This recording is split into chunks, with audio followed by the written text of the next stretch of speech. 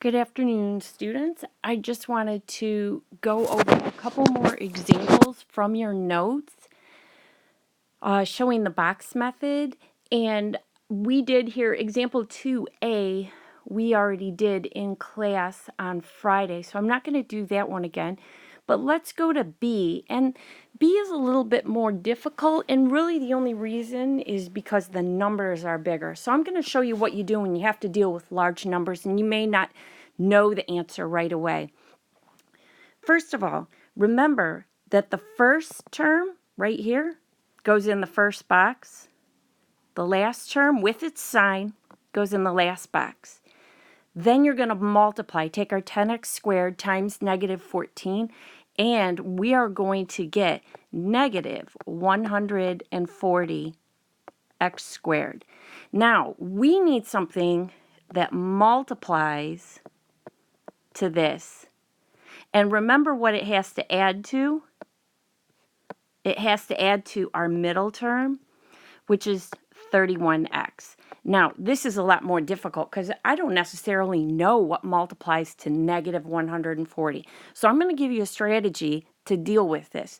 And that strategy is get your calculator out and we're going to start figuring out what goes into negative 140. And we're going to make a list.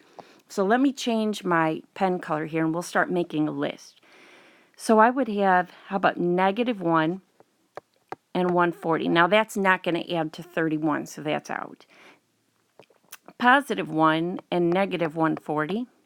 Let's go to 2. So how about negative 2 and 70? Still adds to 68, so this isn't going to work anyways. And then I have 2 and negative 70.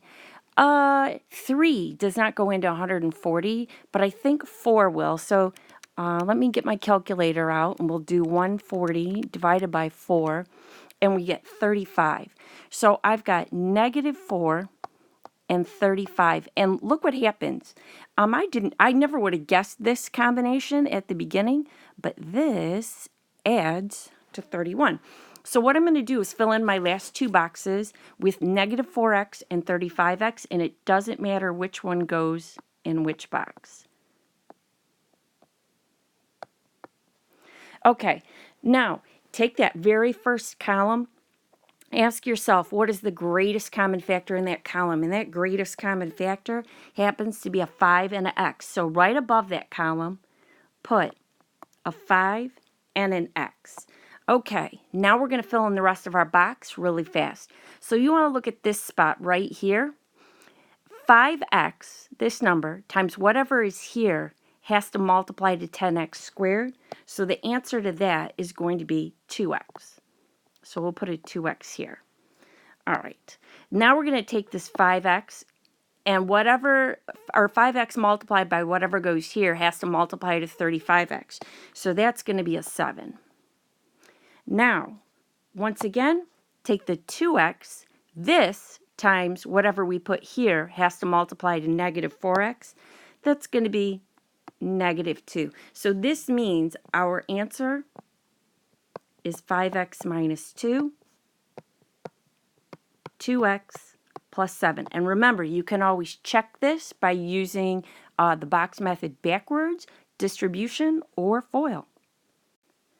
Okay, we have a story problem example here. Let's work on A. The area of a rectangle is 2x squared minus 13x minus 7.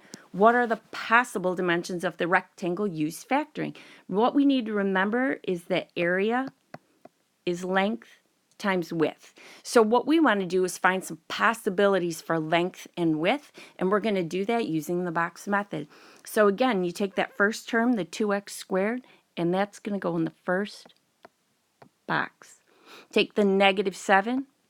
It goes in the last box. Multiply those together and I get negative 14x squared. So I'm looking for something that multiplies to negative 14x squared. And it has to add, let's go back here, to our middle term of negative 13x. This one is easier than our last example here. How about negative 14 times positive 1? So here's what I'm going to do. Put those in the boxes. We've got negative 14x and we've got 1x. So let's go ahead and in that first column, let's find our greatest common factor, and that's here that we're talking about. Greatest common factor here, which would be 2x. Okay, so now 2x times this number equals 2x squared. So that means we're going to be putting in an x right here. 2x times x gives us 2x squared. If we look at the 2x and we want to see what goes here, 2x times whatever is here has to equal negative 14x. So how about negative 7? Now, our last spot we need to fill in is x times this number equals x, and that's just going to be a simple 1. So here's our possibilities. We have a 2x plus 1 and an x minus 7. Those are possible lengths and widths of this particular rectangle. All right, our next example, we're going to add an additional step to our process of factoring using the box method.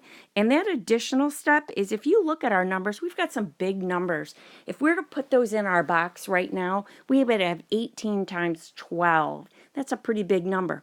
But sometimes what's going to end up happening is that you can factor something out first. Remember in our last unit, we were factoring out the greatest common factor using distribution? Well, if you look at this particular polynomial, 3 goes into every term.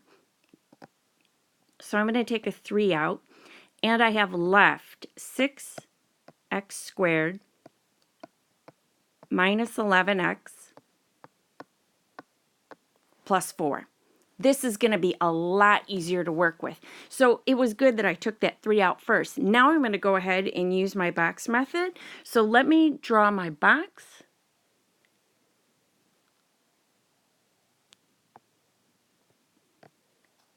And we'll go ahead. Our first term is 6x squared, so it's going to go in our first box.